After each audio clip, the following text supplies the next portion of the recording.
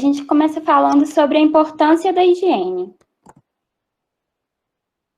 Um pouco da história da higiene, a gente começa pela Antiguidade Clássica. A palavra higiene surgiu do nome da deusa Hígia, responsável pela conservação da saúde. Na Grécia Antiga, o banho tinha a função de proporcionar conforto e era obrigatório no cumprimento dos rituais religiosos. Os habitantes da Grécia Antiga tinham o costume de tomar banhos antes de seus rituais religiosos, antes de viajar e ao chegar ao seu destino. Partindo para o Egito e para a Roma Antiga, os antigos egípcios mantinham o hábito de tomar banho regularmente, com material parecido com o sabão que a gente usa hoje em dia. Já os romanos eram apaixonados pelo banho, e as famosas termas eram locais voltados não apenas para a limpeza, mas também para a socialização e relaxamento.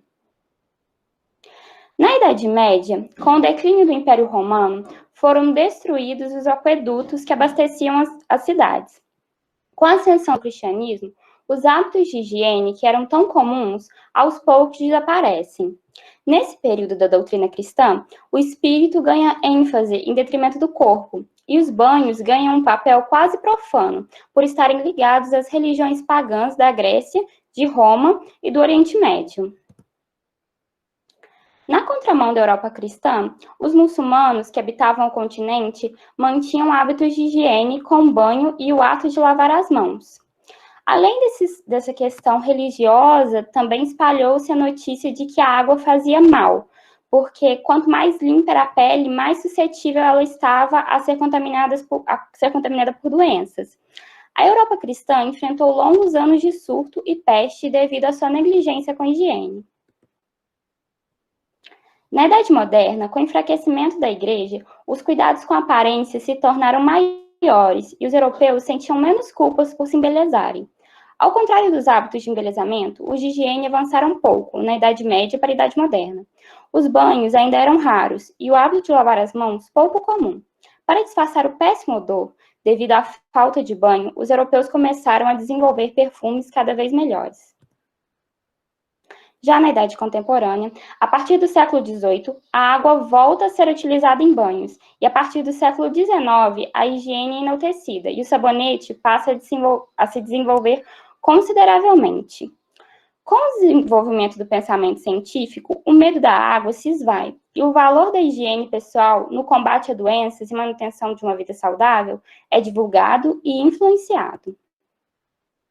Agora, um pouco da importância da higiene, com foco no hábito de lavar as mãos. Um pouco da história de um médico chamado Smelvins. O médico húngaro Ignaz Philips Smelvins comprovou que a febre pós-parto era causada pela falta de higiene nos hospitais europeus do século XIX. Os médicos saíam da sala de autópsia diretamente para a sala de parto, com um odor terrível nas mãos. O Smelvins, ele reparou que havia uma diferença entre as mulheres que tinham parto feito por parteiras e as mulheres que tinham parto feito pelos médicos. Ele percebeu que os jovens médicos que estavam iniciando carreira e trabalhavam tanto na sala de autópsia quanto na sala de parto eram responsáveis pelos partos com maior taxa de mortes. E ele começou a reparar que as mãos deles eram sempre sujas e seus aventais também. Então, ele pediu que esses jovens médicos lavassem as mãos em uma solução clorada ao saírem da sala de autópsia antes de entrar na sala de parto. E ele observou que, com o passar, com o aumento da higiene das mãos, houve uma queda significativa na mortalidade pós-parto. Infelizmente, o Smelvins foi duramente perseguido por seus colegas que se recusavam a acreditar na importância da higienização das mãos no ambiente hospitalar. Na época, esses médicos diziam que a afirmação dele não tinha cabimento, que não tinha nada a ver você ter que manter a higiene das mãos com a segurança dos pacientes.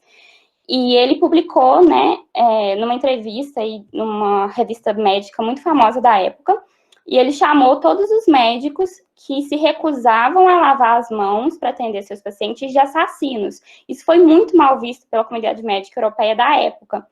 E ele foi levado para um sanatório como louco.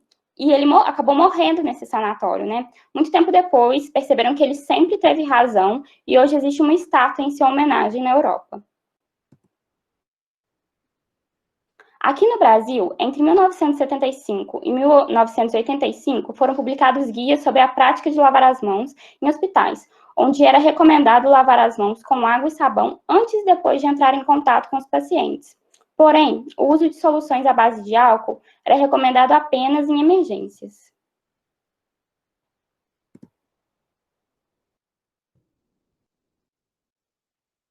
A importância de lavar as mãos no combate a bactérias e fungos. Em especial as leveduras, né? Por que é tão importante? Porque esses micro-organismos podem ser transmitidos pelas mãos. Alguns exemplos desses micro-organismos que podem ser transmitidos aí pela falta de higiene é o vírus influenza A e B, né? A gripe, influenza aviária, o SARS-CoV-2, que é o causador da Covid-19. Como que isso acontece, né? Como que acontece a transmissão pela falta de higiene? Imagina que a sua mão tem o vírus, né? O SARS-CoV-2, que é o causador da Covid, está lá nas suas mãos. Aí, por acaso, você acaba colocando as mãos na boca ou no nariz, as suas vias respiratórias. O vírus que estava na sua mão passa para o seu nariz, para a sua boca, entra nas suas vias respiratórias e acaba afetando o seu organismo. E mesmo que você não leve as suas mãos até o seu nariz, a sua boca, para ele entrar em contato com as suas vias respiratórias, você pode tocar em qualquer lugar. E os lugares onde você tocou com a mão contaminada ali pelo vírus, o vírus passa para esse local. Então, além de ser perigoso para você, é perigoso para o outro, né? Outra pessoa que pode acabar sendo contaminada aí pelo vírus. E por que a gente tem que usar sabão? Por que não basta apenas você lavar a sua mão com água? O vírus, ele tem um envelope que é como uma capinha de gordura, que protege o material genético dele.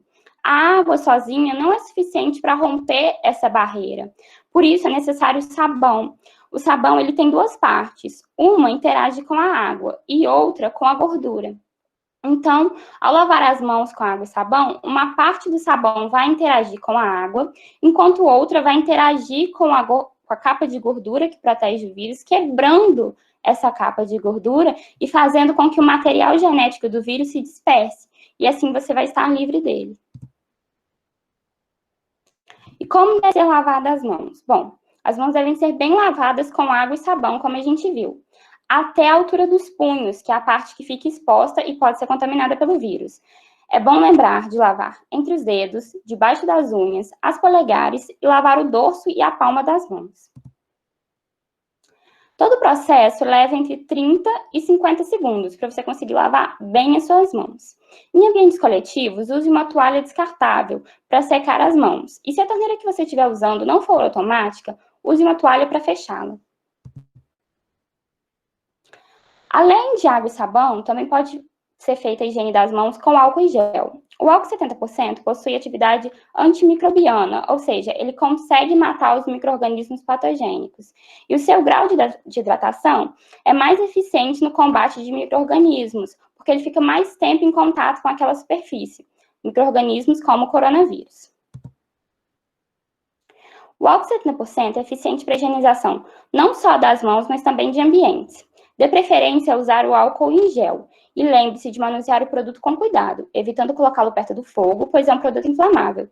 E sempre mantenha fora do alcance de crianças, para evitar acidentes.